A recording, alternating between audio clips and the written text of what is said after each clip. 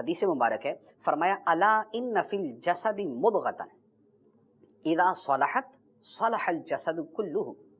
واذا فسدت فسد الجسد کلہ الا وہی القلب۔ فرمایا اے لوگو سن لو، بے شک بدن کے اندر گوشت کا ایک ٹکڑا ہے، اگر وہ سدھر جائے تو سارا بدن سدھر جاتا ہے، اور اگر وہ بگڑ جائے تو سارا بدن بگڑ جاتا ہے۔ وہ کون سا ٹکڑا؟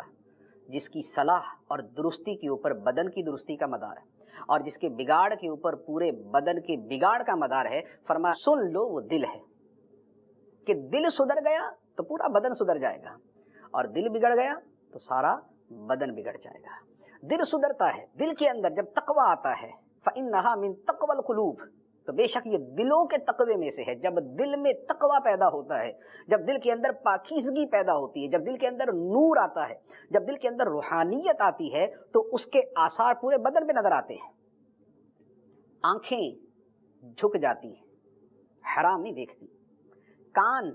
تلاوت قرآن اور نعت حبیب خدا صلی اللہ علیہ وآلہ وسلم سننے لگتے ہیں،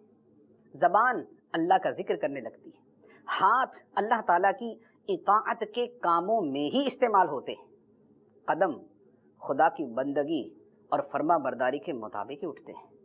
جب دل سدھرتا ہے تو اعضاء کے اوپر اس کے اثرات نظر آنا شروع ہو جاتے ہیں، پھر نمازوں کا خشوع بھی نصیب ہوتا ہے، پھر تلاوت کی توفیق بھی نصیب ہو جاتی ہے، پھر تلاوت کے اندر دل بھی لگتا ہے، پھر عبادات کے اندر رغبت بھی پیدا ہوتی ہے، پھر سجدوں کا شوق بھی پیدا ہوتا ہے، پھر عبادت کی لذت بھی نصیب ہوتی ہے، پھر ایمان کی مٹھاس بھی ملنا شروع ہو جاتی ہے،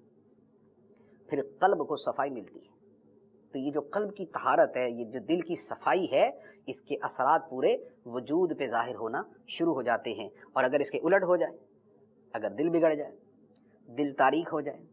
دل سیاہ ہو جائے، دل پہ زنگ لگ جائے، تو پھر نہ نصیحت اثر کرتی ہے، نہ آنکھ حیا کرتی ہے، نہ زبان پرواہ کرتی ہے، نہ کانوں کو خوف خدا ہوتا ہے، نہ بندے کے ہاتھ ظلم کرنے سے جو ہے وہ ڈرتے ہیں، نہ اس کے قدم گناہ کی طرف اٹھتے ہوئے جھجکتے ہیں، پھر وہ سب کچھ کرنے کو تیار ہو جاتا ہے۔ اس لیے معرفت کی جو بنیاد ہے